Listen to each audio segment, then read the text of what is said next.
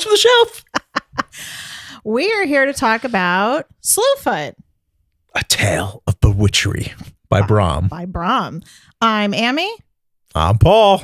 And let's get spooky. Woo! As you can see, we have a nice little spooky setup going on back here. Got to go in the theme. Yeah, favorite. Welcome to October. I hope everybody's enjoying seeing the Halloween decorations getting put out. Yes. Cooler weather, the leaves changing. I know. Summer's so clingy. Clingy. I like it's a that. stage 5 clinger. I needed to stop. I have fall things to do. Yeah, back off. Back off, summer. It's fall. All right. This is, I think no, you've read Brom before. Yes. So I haven't. So this is my first introduction to Brom. He is not only an author, he is an artist. Yeah, artist. What I love about his books is they always have his art in them, and we'll post some images of his paintings and some of the Instagram posts. But he includes the art in his books, which is pretty spectacular. And it's basically art of the characters, like portrayals of the characters, which sometimes, like when you watch TVs or movies, the impression, if you've read the book first and then you're watching the screen, it doesn't always sit well. Right. But something about Brom's depictions of the characters sits very well as you're reading through the book. It sits too well. Yeah. Okay, because there's some of those pictures. I was like, So I read on a Kindle. It was on Kindle Unlimited, so I was able to snatch it. I was actually really impressed it was on Kindle Unlimited. So I was like, this is a big name. Yeah, published in 2021. You know what I love too? So it was like a USA Today bestseller, not like your typical New York Times bestseller. It's like his books do border on the darker side. They do. But they are incredible to read through. Yes. They have a lot of good, spooky, creepy themes. I like how... So we can get into the plot now, actually. This is a good plot segue. He gives you, do not read this if you are home alone. Do not read it home alone. I would disagree with that, but I think that's a good warning for some people. Okay, I was going to read it home alone, and someone warned me. They said don't. I'm glad I didn't, because I'm a wimp now. I used to be able to watch The Conjuring and have a good old time and just go Betty by and it'd be fine. Sleep well. No longer. No more. No longer. No, I read this during the day only. Ah. Only during the day. Okay, because he freaked me out. I read it in the darkness. It is perfectly spooky. We're in a Puritan setting, which is a very perfect setting for this. Yeah, honestly. Witch trials, yes. Right? Like the cunning folk, which is referred to. Abatha refers to herself as one of the cunning folk, and that's kind of code for witchy remedies, right? As a community healer. Yes. She is our main character here.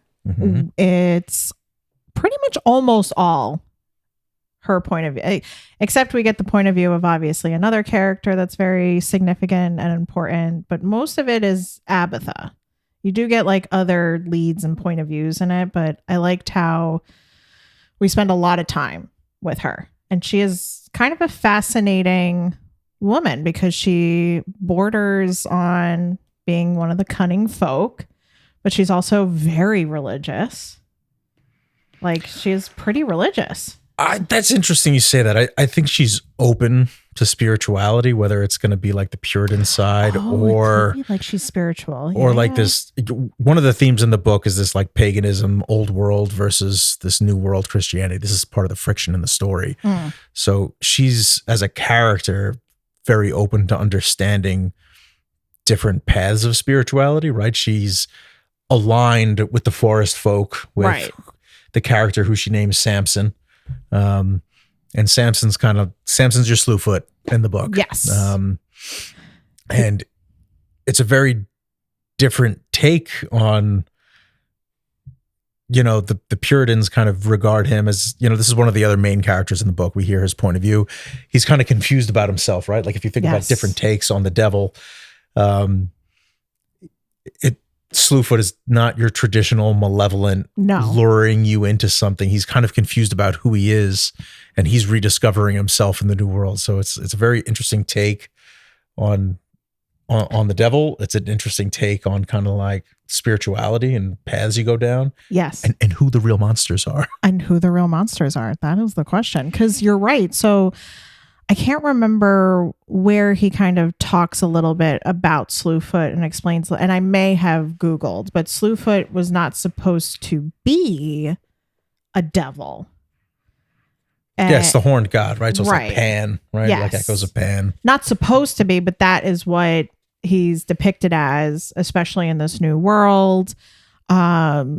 He struggles, as Paul said, he struggles with understanding who he is, because he's kind of, when you first get introduced to him in the story, he's not like officially awake yet. He's not like fully conscious. Like he's being awoken. Yeah.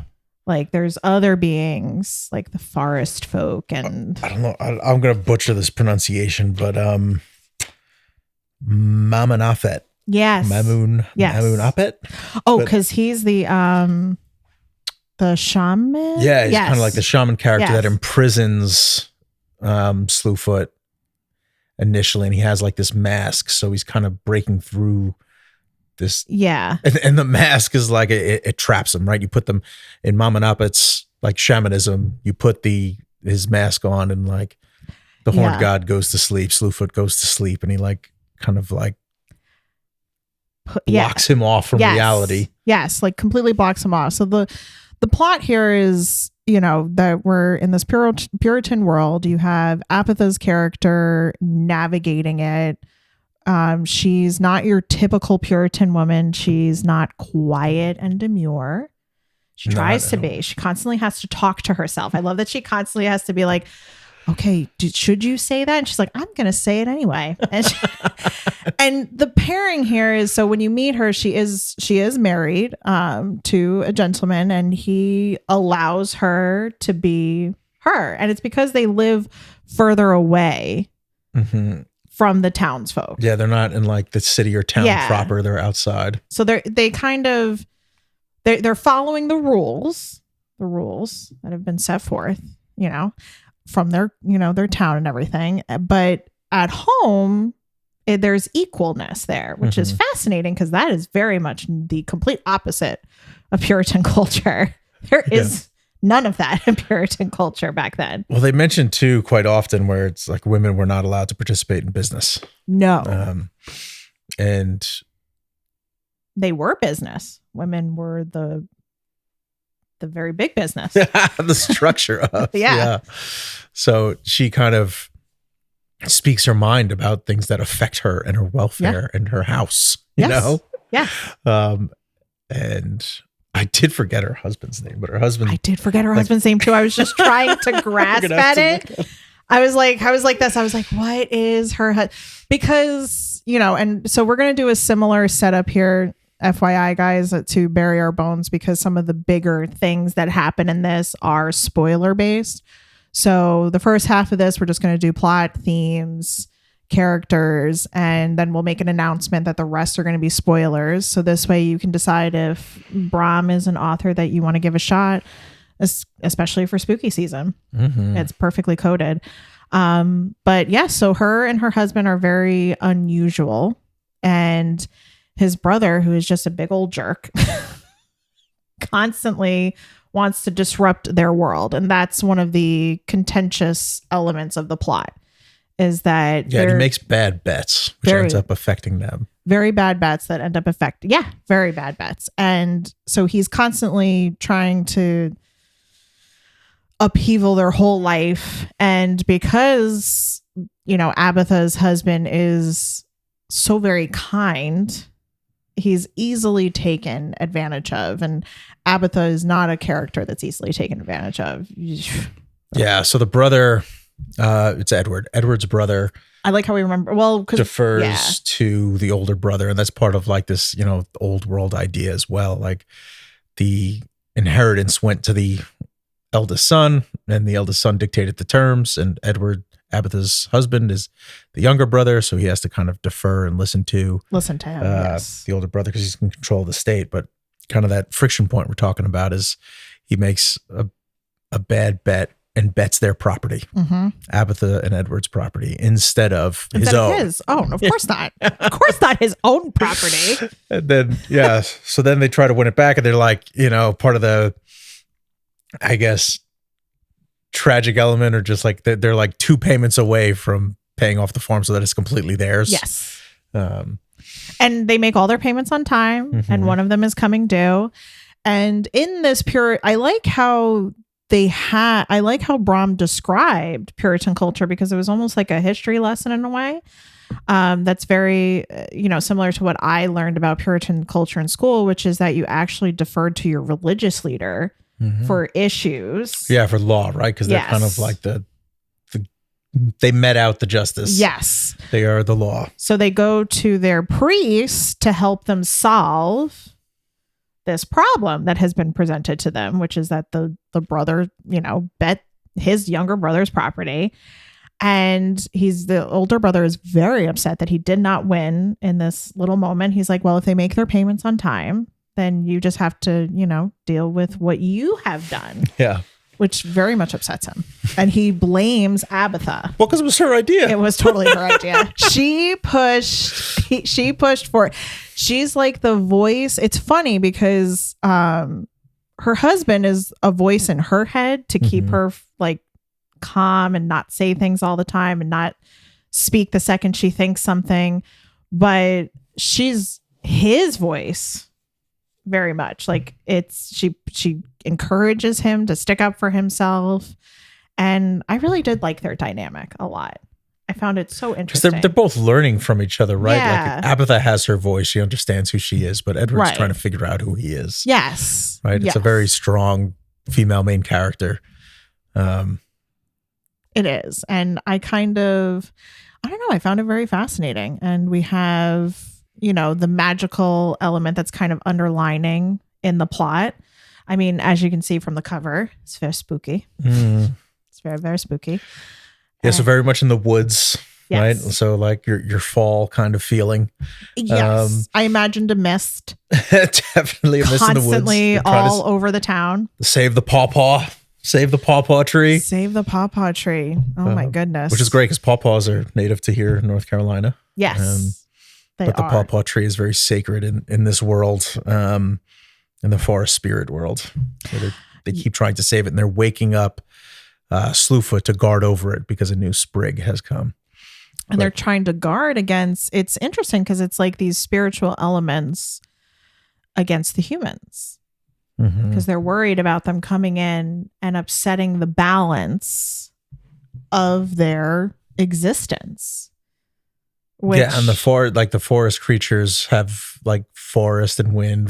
They've chased out humans before, but these humans are sticking around. Yeah, right? They're sticking around and they're annoyed. They're pretty annoyed. And that's one of the big themes in it, I would say, is the forest element is its own personality. You have characters for them. You have a voice to them. You have creepy paintings of them.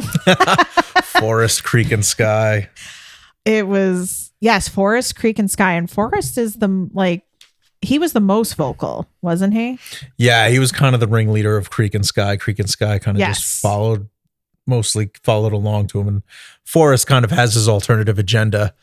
He's not revealing everything to Samson / Slewfoot, and Slewfoot knows it. Yes. So this whole story kind of unravels towards the end, and we find out why Forrest has this alternative agenda. But I thought like Brom ties up things very well. He does. The story moves along really quickly.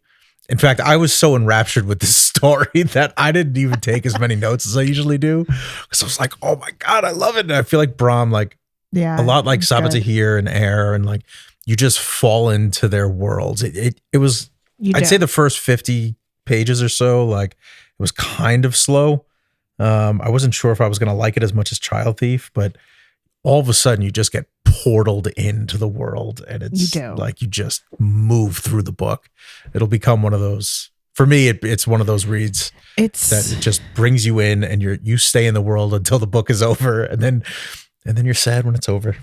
I gotta say, I was impressed because me not having read anything by Brom, I wasn't sure what it was going to be like for me. I wasn't sure if I was going to like it, not like it, and because every author has their own style. Yeah, their own little magic that they bring. Yeah, and he has a very specific magic that he brings. And it was a fast moving story.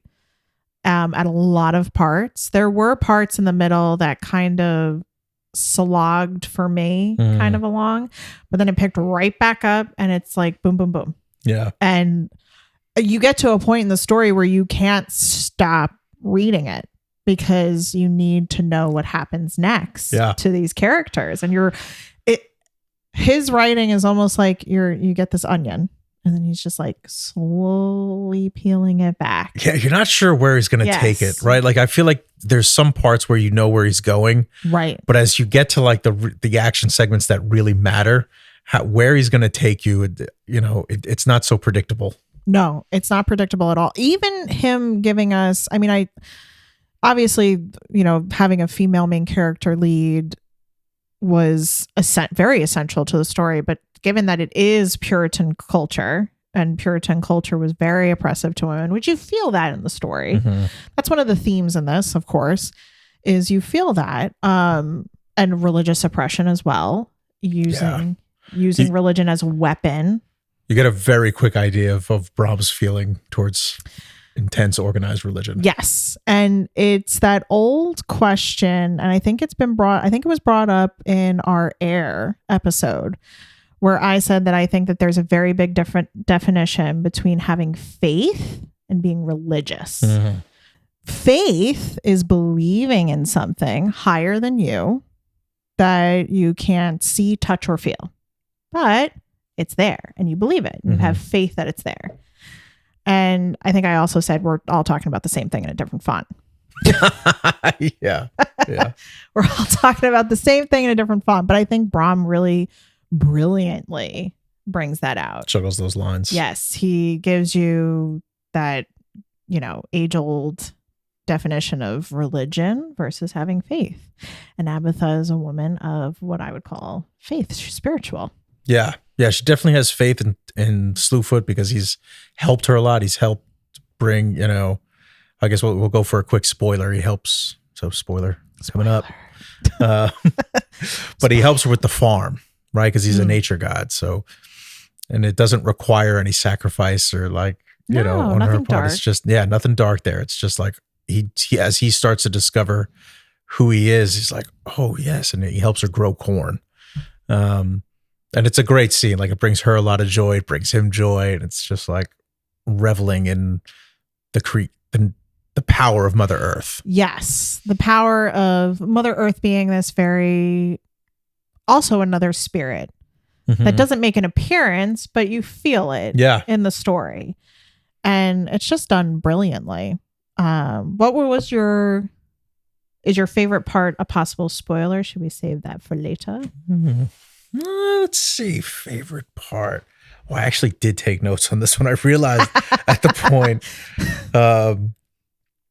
I know that I wasn't taking enough notes on it to deliver this entertainment to you because I love the story so much. It was so good. But I think it was my favorite part wasn't necessarily, it was the end where Abatha is shot chasing Ansel.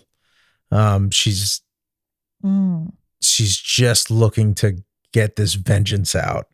And as you're following along, you want the vengeance too. Yeah. Right? As the reader, you are ready for Abatha to take out Ansel and to deliver this vengeance. And it's like this dopamine hit of righteousness to have that vengeance on this fake religious element, right? Because they hurt their own people, right? And I think no matter what religion, you believe in, hurting your people is not, or hurting another, right? Like a basic tenet of religion is to do unto others as you would do unto yourself. And, yes. Well, that's a Christian verbiage specifically. Like, that sentiment runs through all religions, and the Puritans are hurting their own. Yes. So that's why I said fake religious people. You want them to die at the hands of Abatha until until we almost lose Abatha for the exact same reason. Right. And it's a great element of you want the vengeance, but it's like you were saying earlier, you don't realize what it might mean for you too. If you direct it, if you medi out that vengeance. Yeah, no, you're right. Because you do see that turn about to happen. And I think that's one of the other themes that Brom brings in here, which is a very, I think, human condition, even if you put it in a fantasy setting or a witchy set or whatever setting you put it in, is what's too far. What's too far? Which is what we talked about also in Air. You know, we have a character that takes it too far. And at what point do you cross the line and you can't come back? Yeah. And then you're just as bad as the ones that you're seeking revenge on. Yeah. What's the line? What's the line? And everybody has a different line. Oh, yeah. That was a good point. One of my favorite parts, and I don't think this is a spoiler either to say now, is just the interactions between the conversations between Abatha and Slewfoot. Yes. They're both kind of discovering themselves, right? Yeah. Abatha finds herself in this new world. Quick spoiler, Edward dies. Yes. And the farm, all the pressure falls on her as this single woman to make the payments, to keep her way of life. And she finds a partner in Slewfoot. And yeah, she does. She finds like companionship. And their conversations are pretty fantastic. Their conversations are great. And they, you know, have a lot of really good discussions that are kind of interesting to read. And I think this is a good point to do spoilers going forward. So everything else is we're still going to probably obviously discuss themes because some of the spoilers go into the themes and everything. But this is a good spoiler spot. And let's get even spookier. Because now we can talk about the shaman who freaked me out. The shaman freaked you out, huh? Yeah, he's definitely scariest character. Well, because he's one of the more powerful creatures in the story, and he collects the forest folk. He collects the creatures of the forest and imprisons them in these masks. Yeah, he's definitely like the scarier villain. He is. He's a very scary villain, and he's not more or less villainous than the town folk in the Puritan culture. He's pretty much on par, but just on the other side of the veil, I would say. Whatever veil exists, he's that villain there. And it's almost like Slewfoot and Abatha are just caught in between this war between these two veils in this one little itty bitty town where all this stuff is happening. All this crazy stuff. And Slewfoot's character, because there would be times where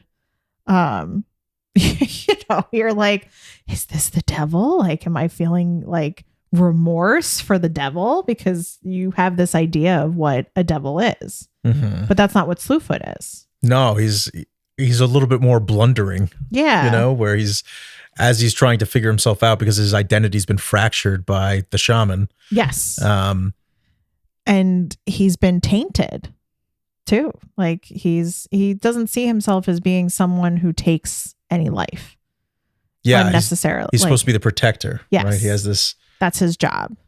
That's his identity. And where does that line get pushed? Right. Like. Yes. Where indeed. I don't know. But one of my favorite quotes was, and I think it goes perfectly with, the discussion of Slewfoot and Abatha and their friendship. Life is nothing but riddles. We spend our whole lives puzzling them out. Sadly, as soon as we find the answer, the riddle changes. Does it not? And I love how they're always asking like the questions. Does it not? Yeah. Like, you tell me, does it? Do you agree or disagree? I don't know. I agree. I agree wholeheartedly. Yeah, it's a fun quote because I feel like no matter what you're doing, when you're trying to solve a problem, you might solve one element and then two more problems pop up right behind it. You know, it's just kind of like the nature of life and how things go when you're working towards in a specific direction. Yeah, absolutely. And I think that sums up a lot of the story. Mm-hmm. You know, you have this big riddle. What is the definition of good and evil? What is the nature of good and evil? Yeah, he's juggling that all the time in the story. Constantly. You know, one of the quotes that Edward's brother uses all the time to justify his deeds is angels must often do dark deeds in the name of the Lord. Right? And yeah. Right? That was That's like, a quote. Oh, man. And it comes, that quote comes from one of the priests in the book, one of the magistrates. Right. Yes. And Edward's brother uses it all the time to like as his mantra for justifying his actions. He's constantly justifying. It's interesting because Edward's brother, who is another antagonist in the story, he does these acrobatic moves to justify his actions. Like he's very like. You'll think to yourself, how is he gonna reconcile this? Yeah. How is he gonna word his way out of this? And he always does. Mm-hmm. He justifies everything that he does to like in his own mind. It's crazy. He's an infuriating character. Well, he's he gets his comeuppance for sure. Oh yes, he does. Yeah. The end was very creepy. Which part? All of it. Yeah, there were so many creepy parts. God. A lot of it was the vengeance that Abatha deals out. Yeah, the vengeance that Abatha is this character that I don't think I expected to be as vengeful as she became. I don't think I expected. No, as much. We're all like you totally get wrapped up in her vengeance fervor, right? Yeah, like it was like I just imagined her like, okay, this is what I imagine. You know, Carrie. Yeah. Okay, so I imagined like that scene where they dump the pig's blood on her, and her just like rampage. That's in my head what I pictured. Oh, 100%. I am not Abatha. Abatha was murdered.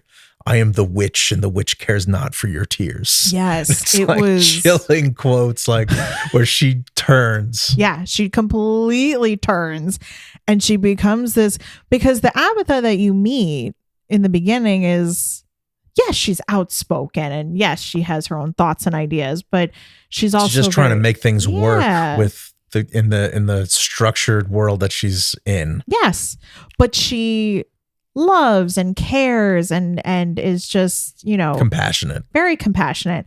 And I got to tell you, part of me can't blame her because obviously we're in the spoiler section in case anybody needed a reminder. Her cat. Oh man, they hang the cat. I cried. That was rough. Oh, that was rough. And their justification for it saying like, well, it made a lot of noise, so it must have been. Oh, the cat was the familiar. Yeah. Yeah. They were like, the devil takes the form of a familiar. Yeah. It's like, and you're so infuriated while reading it because you want to be like, how does that make sense to you? It's a cat, sir.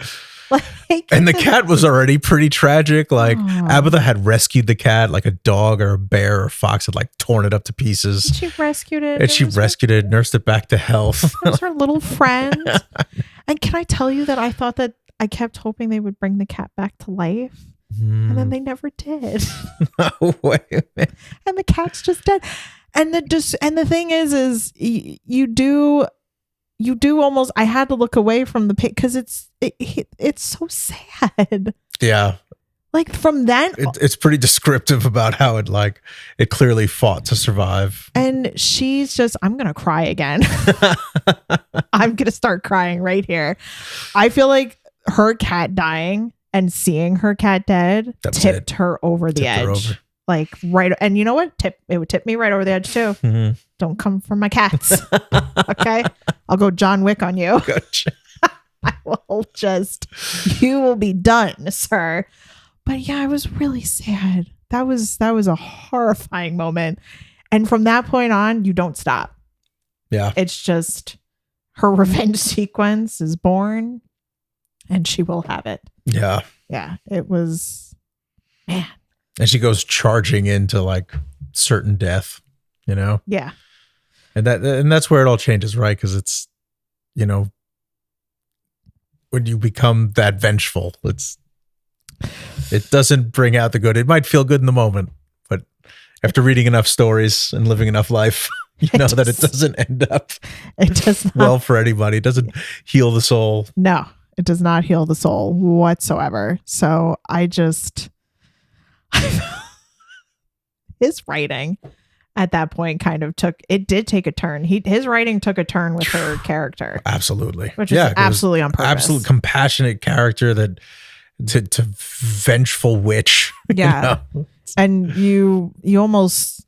I care not for your tears. She's crazy. Well, you know, they tortured her, right? Like she lives through torture. She watches her other compatriots and community women be tortured, so that you completely that's why you're completely rooting for the vengeance. Don't they try to like drown someone? Because they're okay. So in Puritan belief, they believed if you which was it? I can't remember. If you like drowned, like floated to the bottom, you weren't a witch. But if you stayed on the top, you were. It was like, well, who came up with this? The logic is just beyond. Yeah, it is. It's totally beyond. And like she has to watch one of her friends like plummet and it's like, what is happening? And there's no stopping.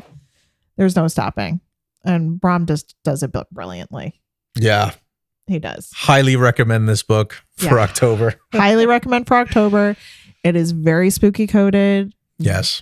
So much. He just gives you so much that you can like hang your hat on here. Yeah. To just enjoy. And what was your rating? I gave it a 4.5. Yeah, I'm gonna go 4.5 too. And the only reason I'm not giving it a 5 is because I'm just feeling stingy. Yeah, I'm feeling a little stingy too. I feel like I'm getting stingier with my 5 ratings. Yeah. Is it just me, or is it like a high 4.5? There's so much greatness in this book. I think if if you like to read, it's a real joy to read. It is it is a good book to read. And if you're someone like me who just also enjoys reading spooky outside of the season, have at it. This would be perfect for like January or February. Yeah. Creepy, crawly, bloody fun. If you're looking for a witchy, thrilling ride that also has a philosophical soul, grab your copy of Slewfoot. It does because it does have a philosophical soul. It does. I quite enjoyed it. It was entertaining, and you know, it makes you think. It does. It makes you think, and I like both of those things. Don't make me think too much, though. Yeah. I want a bow on the end. Yeah, wrap it up with a bow. Wrap it up. But yeah, that is our episode for Slewfoot, and we have more spooky things in store. Stick with us. Yeah, stick around. Follow, like, subscribe. Tell us what you guys want to see in the comments. Mm-hmm. Maybe we'll add it to our roster. Let us know. Watching. Ta-ta.